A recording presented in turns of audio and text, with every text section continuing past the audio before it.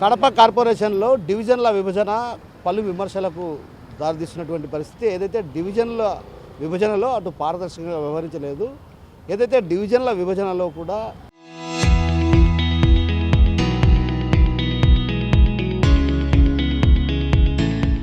అటు ఏదైతే 2వ వార్డును తీసుకుపోయి 7వ వార్డులో అట్లా అవకతవకలు జరిగాయి. ఈ నేపథ్యంలో దీన్ని చక్కదిద్దాల్సినటువంటి అవసరం ఉందంటూ కూడా అటు పెద్ద ఎత్తున అభ్యర్థనలు వ్యక్తం అవుతున్నట్టు. ఈ నేపథ్యంలో మనతో పాటు మాజీ కార్పొరేటర్ ఉన్నారు, వారిని అడిగి తెలిసినట్టు.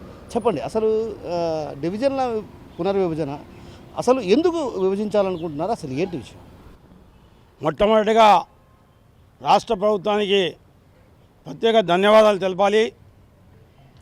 కారణం ఏమంటే 50 డివిజన్లను 64 డివిజన్లు 66 డివిజన్లు చేయడం కారణానికి కూడా ధన్యవాదాలు తెలపాలి. ఎందుకు చెప్తున్నామంటే పరిపాలనా సౌలభ్యం ప్రజలకు అందుబాటులో ఉండే విధంగా డివిజన్లను ఏర్పాటు చేయమని రాష్ట్ర ప్రభుత్వం స్పష్టంగా జీవో విడుదల చేస్తే ఇక్కడ ఉన్న అధికారులు మామూలు ఆనవాయితీగా ఎప్పుడైనా స్టార్ట్ చేస్తే నార్త్ జోన్ నుండి పాత కడప నుండి స్టార్ట్ చేస్తారు. అటువంటిది ఎండింగు పాలంపల్లి ఆ ఏరియాకు వచ్చేటప్పటికి ఎండ్ అవుతుంది. అటువంటి పోయేసి ఫస్ట్ డివిజన్లో అన్ని ఏరియాలు కలుపుతూ కొంత పాలంపల్లి ఏరియాని తీసుకుపోయి దేవుని గడప పాత గడపలో కలపడం జరిగింది 1వ డివిజన్లో. దీనివల్ల ఎక్కడ వీళ్ళు సరైన డీలిమిటేషన్ చేశారనేది జనానికి అర్థమవుతుంది. అదే కాకుండా అక్కడ స్థానికంగా ఉన్న ఓటర్స్ను ఏకంగా దాదాపు 100-150 ఇండ్లను కూడా 250 కుటుంబాలను ఏ డివిజన్లో కూడా పరిగణలోకి తీసుకోకుండా చేయడం జరిగింది. ఈ విధంగా వాళ్ళ ఇష్టానుసారంగా వాళ్ళు ఏదో 4 గోడల మధ్య కూర్చొని ఇవి చేయడం జరిగినట్టు అర్థమవుతుంది. అదే కాకుండా అధికార పార్టీ నాయకులు మాకు ఈ విధంగా ఈ డీలిమిటేషన్ చేయండి, ఇది ఈ విధంగా చేయమంటే వాళ్ళు చేసినట్టుగా అర్థమవుతోంది. ఇప్పుడు అదే కాకుండా 64వ division Ambabhavan Nagar, Vinayaka Nagar, Gudur colony, Vijayadurga colony, Rukuvarapalli, Bachampalli, Kottal ఇవి ఇన్ని ఏరియాస్ ఉన్నాయి. ఇన్ని ఏరియాస్లో ఉంటే ఇప్పుడు ఈ పాలంపల్లిలో ఉన్న ఓట్లు ఎత్తుకొని పోయి అక్కడ ఎందుకు కాదు? ఇదే ఈ డివిజన్ సంబంధించి ఉండొచ్చు కదా. 64వ డివిజన్లో ఈ పాలంపల్లికి సంబంధించిన ఓటర్స్ అక్కడ ఉండొచ్చు. ఇప్పుడు మిస్ అయిన 250 కుటుంబాలు కూడా అక్కడే చేర్చవచ్చు. అంటే ఇవన్నీ వాళ్ళు అధికార పార్టీ నాయకులు ఏ విధంగా చేయమంటే ఆ విధంగా చేస్తున్నారు. ఇది ఈ విధంగా ఈ 64వ డివిజన్ చూస్తే దాదాపు 4 కిలోమీటర్ల దూరం వస్తుంది. కార్పొరేటర్ ఎక్కడ ఉన్నా కూడా దాదాపు స్టార్టింగ్ టు ఎండింగ్ పాయింట్ వచ్చేటప్పటికి దాదాపు 4 కిలోమీటర్ల మేర వస్తుంది. ఏదన్నా ఒక సమస్య వచ్చి చెప్పుకోవాలంటే అంత దూరం పోవాల్సిన పరిస్థితి ఉంది. ఎందుకు? ప్రభుత్వం ప్రజలకు అందుబాటులో ప్రజలకు అనుకూలమైన విధంగా చేయాలనే ఉద్దేశంతో 50 డివిజన్లను 66 డివిజన్లు చేస్తే 66 కాదు కదా, వీళ్ళు 70 డివిజన్లు చేసినా వీళ్ళు అధికార పార్టీ నాయకులు ప్రజలకు ఇబ్బంది పెట్టే విధంగానే వాళ్ళకు కావాల్సిన విధంగా చేయడం జరుగుతుంది. కాబట్టి ఇది ఒక్కటే కాదు, కడప నగరంలో ఈ 66 డివిజన్లో కూడా రకరకాల అయినటువంటి లోపాలు చాలా ఉన్నాయి. ఇప్పుడు మేము మాజీ కార్పొరేటర్లు కానీ పబ్లిక్ కానీ ఈ పొద్దు నుండి వినతులు ఇచ్చేదానికి వస్తే కూడా ఇక్కడ సెల్ అన్నారు, ఈ ఎలక్షన్ సెల్ అన్నారు, డీలిమిటేషన్ సెల్ అని చెప్పారు. సెల్ ఎక్కడ అనేది కూడా వాళ్ళు ఏరియా ఎక్కడ అనేది కూడా చూపించే ఒక నోటీస్ బోర్డు పెట్టడం కానీ ఒక అధికారిని నియమించడం కానీ ఇవన్నీ లేవు. ఎందుకు తూతూ మంత్రంగా ఈ ఎలక్షన్ సెల్కు సంబంధించి అబ్జెక్షన్స్ తీసుకునేదానికి కూడా తూతూ మంత్రంగా చేస్తున్నారు. కాబట్టి ఇవన్నీ కూడా ఇప్పుడు మన కొత్తగా వచ్చిన కమిషనర్ మేడం కానీ జిల్లా కలెక్టర్ గారు కానీ దీనికి ప్రత్యేకంగా దృష్టి సారించి మళ్ళీ డీలిమిటేషన్ ప్రక్రియను మళ్ళీ పునఃపరిశీలించాలని కోరుతున్నాం, డిమాండ్ చేస్తున్నాం. సో మనతో పాటు మరికొందరు మాజీ కార్పొరేటర్ ఉన్నారు, వారిని అడిగి తెలుసుకునే ప్రయత్నం చేద్దాం.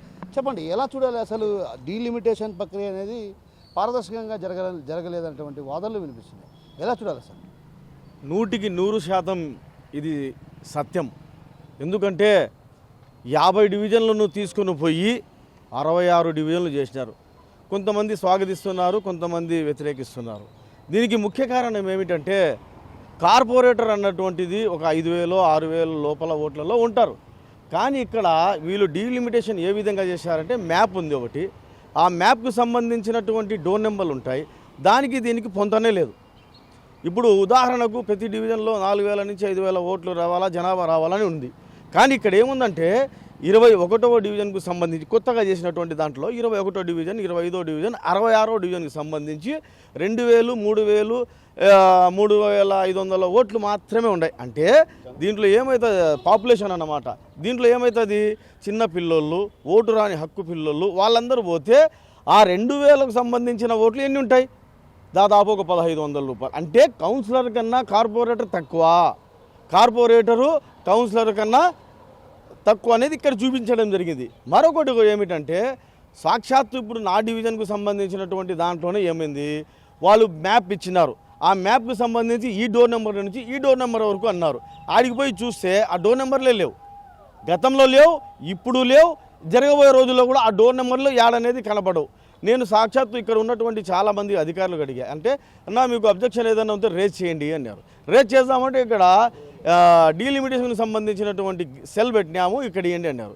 మీరు సాక్ష్యంగా ఇప్పుడే కెమెరా ఉన్నారు, ఇంతమంది ఉన్నారు, ఇప్పుడే ఈ కార్పొరేషన్ ఎదుటే మేమందరం ఉన్నాము, చెక్ చేయండి అంటే దీనికి ఏమరంటే అధికార పార్టీకి సంబంధించినటువంటి వ్యక్తులు ఎవరైతే వాళ్ళ నాయకులకు సంబంధించి ఉన్నారో వాళ్ళకు ఏ విధంగా అనుకూలంగా ఉంది, ఏ విధంగా వాళ్ళు గెలవడానికి ప్రయత్నం చేయాలనే విధంగా వాళ్ళని గెలిపించే విధంగా ఇక్కడ ఉన్నటువంటి అధికారులు ఈ డీలిమిటేషన్ చేశారనేది నగ్న సత్యం.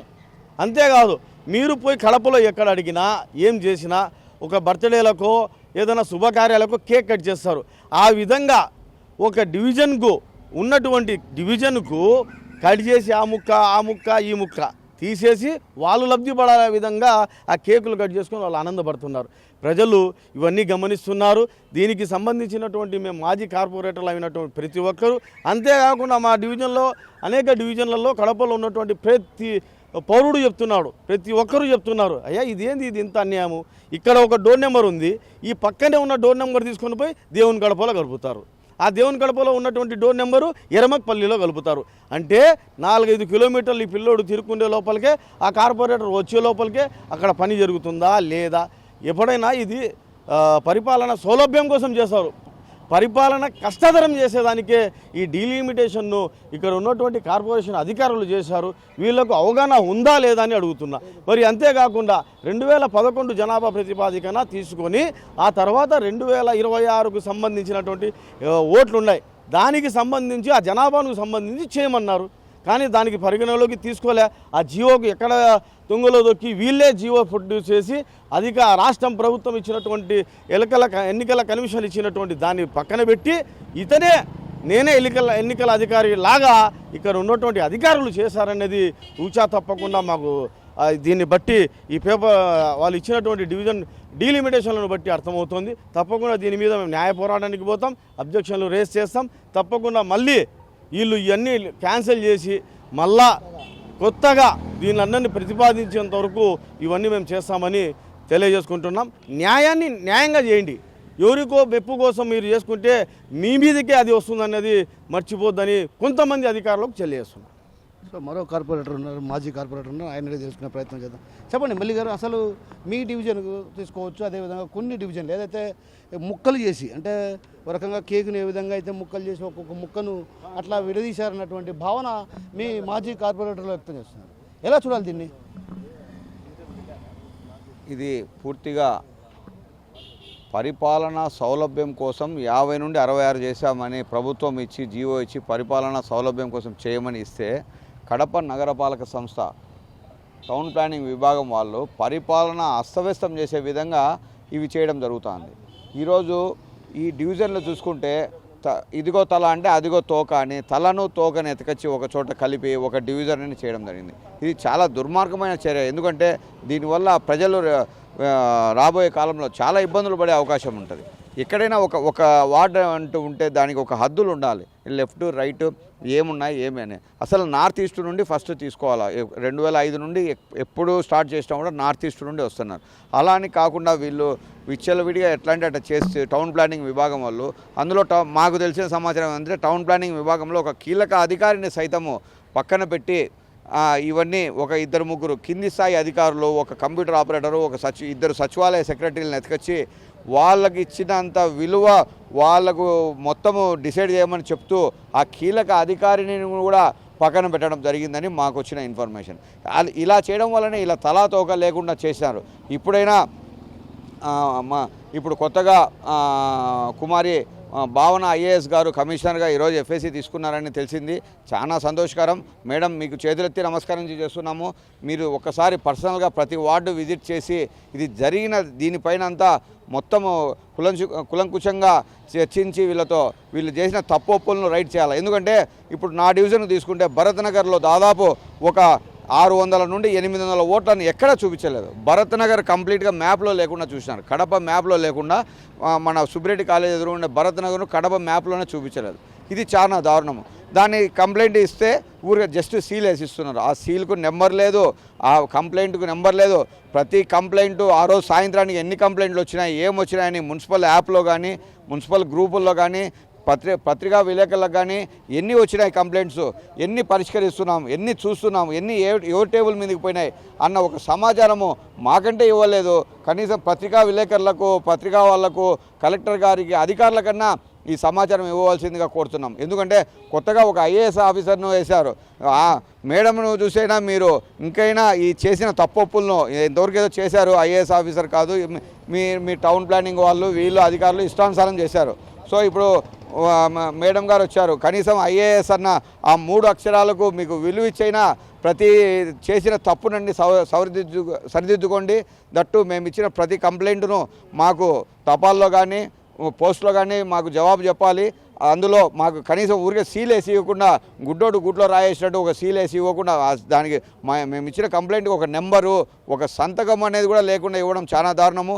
కడప కేక్, మీరందరూ కేక్ అంటున్నారు, కేక్ కాదు, కుక్కలు దించిన విస్తర మాదిరి చేసి పెట్టినారు దీన్ని. ఈ 66 డివిజన్లను దీన్ని మళ్ళా సరిదిద్ది మళ్ళా చేయాలి అంటే మేము ఇచ్చిన కంప్లైంటు, మేము ఏం కంప్లైంట్ అడిగినామో అది న్యాయబద్ధమా కాదా అని ఒక ప్రజావేదిక పెట్టాలి, అఖిలపక్ష మీటింగ్ పెట్టాలి. మా కంప్లైంట్లన్నీ మొత్తం మీరు చదివి దానిపైన చూసి మేము నిజంగా మా తప్పుగా ఇచ్చింటే తీసేయండి, ఓవర్లుక్ చేయండి, మా అబ్జెక్షన్స్ ఓవర్లుక్ చేయండి, ఏమి ఇబ్బంది ఏం లే. మేము ఇచ్చేది కరెక్టా కాదా ఒకసారి చూడండి. భౌగోళికంగా వార్డులు అనేది ఇదనేది ఎక్కడ ఉంటే పరిపాలన నీరు జరుగుతుంది. ఇప్పుడు సచివాలయాలు ఎక్కడ ఉన్నాయి, ఎక్కడ లింక్ అయినాయి, దీనివల్ల ఎన్ని సమస్యలు వస్తాయి అని ఏమి ఆలోచించకుండా తూర్పు నెతపోయి పడమర నెతపోయి దక్షిణంలో ఉత్తరాలలో వేయడం జరుగుతుంది. ఇది చాలా తప్పు చేశారు. టౌన్ ప్లానింగ్ విభాగం అధికారులు, ఇంకా కొంతమంది అధికారులు అందరూ కలిసి చేశారు. మెయిన్ కీలక అధికారులను సైతం పక్కన పెట్టి చేశారు మీరు. ఇది కేవలం ఒక 2-3 సచివాలయ సెక్రటరీలను కూర్చోబెట్టి వాళ్ళను పూర్తి అందలం ఎక్కించి ఇది చేసిన పని. ఇది ఎవరు రాజు చేసే పని రాజు చేయాలా, సైనికుడు చేసే పని సైనికుడు చేయాలా. ఈ సైనికుడిని రాజు స్థానంలో కూర్చోబెట్టి చేయించడము పూర్తిగా చట్టవిరుద్ధం. దీన్ని పూర్తిగా వైఎస్ఆర్ కాంగ్రెస్ పార్టీ తరఫున మేము ఖండిస్తున్నాము. అలాగే కొత్తగా వచ్చిన కమిషనర్ గారు దీనిపైన ప్రత్యేక దృష్టి పెట్టి దీన్ని మొత్తం సరిదిద్ది కడప నగరాన్ని ఒక సుందరంగా చేయాలి. ఎవరికైనా పార్టీ లేదైనా పోటీ లేదన్నా అందరము పోటీలు చేసుకుంటాం, అందరం చేసుకుంటాం. కానీ చేసే ముందు ఒక పరిపాలనా సౌలభ్యము, వార్డుల విభజన సక్రమంగా ఉండేలా చూడాలని కోరుకుంటున్నాను. మనతో పాటు మరొకరున్నారు, వారిని అడిగి తెలుసుకునే ప్రయత్నం చెప్పండి. డివిజన్ల పునర్విభజన ఎలా చూడాలి? అసలు డివిజన్ల పునర్విభజనలో భాగంగా మా రూకావారిపల్లె గ్రామాన్ని 80/1 డోర్ నెంబర్ నుంచి 80/125 డోర్ నెంబర్ వరకే పరిగణనలోకి తీసుకున్నారు. 80/126 నుంచి 80/366 డోర్ నెంబర్ వరకు ఏ 66 డివిజన్లలో ఈ డోర్ నెంబర్లు ఎక్కడా లేవు. అంటే ఎక్కడికి పోయినాయి మా ఓట్లు? రేపు మేము ఎలక్షన్లో ఒకవేళ పోటీ చేయాలనుకున్నా కానీ మా డోర్ నెంబర్ అనేది మాకు ఉంటేనే కదా మనం పోటీలోకి వస్తామో, లేదా మేము గల్లంతులో ఉన్నామా అనేది తెలియాలి కదా. కాబట్టి దానిపైన వినతిపత్రం ఇచ్చేదానికి కార్పొరేషన్ కార్యాలయానికి రావడం జరిగింది. సో మొత్తం మీద ఏదైతే కడప కార్పొరేషన్ పరిధిలో ఉన్నటువంటి డివిజన్ల పునర్విభజన కుక్కలు చించిన విస్తరలాగా చేశారు. ఏదైతే తలా తూకం ఉండే విధంగా, అంటే తల ఒక చోటు ఉంటే తూకం మరో చోటు, ఆ విధంగా విభజన జరిగింది. దీంట్లో పారదర్శకంగా వ్యవహరించాల్సినటువంటి అధికారులు పారదర్శకంగా ఎక్కడ వ్యవహరించలేదు. డీలిమిటేషన్ ప్రక్రియ అంతా కూడా బూటకమే. దీనిపైన ప్రత్యేకమైన దృష్టి సారించాల్సినటువంటి అవసరం ఉంది. ఎందుకంటే క్రింది స్థాయి ఉద్యోగులను పెట్టుకొని ఈ విధంగా చేయటం వల్లే ఏదైతే విభజనలో అవకతవకలు జరిగాయి. దీనిపైన ప్రధానంగా కమిషనర్ ఎవరైతే ఇప్పుడు ఎఫ్ఏసీగా ఉన్నటువంటి కమిషనర్, రాజంపేట సబ్ కలెక్టర్ అయినటువంటి భావన ప్రస్తుతం ఇప్పుడు కమిషనర్గా ఉన్నారు కాబట్టి ఆమె దీనిపైన ప్రత్యేకమైన దృష్టి సారించాలి. ఈ ఏదైతే జరిగినటువంటి ప్రక్రియ పైన కూడా అటు పూర్తి స్థాయిలో క్షుణ్ణంగా విచారించి తగిన విధంగా అంటే పరిపాలనా సౌలభ్యానికి అంటే ప్రజలకు అనుకూలమైనటువంటి రీతిలో వీటిని చేర్చాలి. ఎందుకంటే ఒక చోట ఉన్నటువంటి వ్యక్తులను మరో చోట అంటే తూర్పున ఉన్నటువంటి వారిని పడమర ఉన్నటువంటి వారిని తూర్పున, ఉత్తరం వైపు ఉన్నటువంటి వారిని దక్షిణం వైపున, దక్షిణం వైపు ఉన్నటువంటి ఉత్తరం వైపున చేయటం వల్ల పరిపాలనకు కూడా కొంత ఇబ్బందికరమైనటువంటి పరిస్థితులు తలెత్తే అవకాశాలు ఉన్నాయి. కాబట్టి దీనిపైన ప్రత్యేకమైన దృష్టి సారించి ప్రజల సౌలభ్యం కోసం ప్రజా పాలన సజావుగా జరిగే విధంగా చర్యలు తీసుకోవాల్సినటువంటి అవసరం ఎంతైనా ఉందంటూ కూడా మనతో పాటున్నటువంటి మాజీ కార్పొరేటర్లు చెప్తున్నారు. కెమెరా పర్సన్ రాముతో కిషోర్, RTV కడప నుంచి.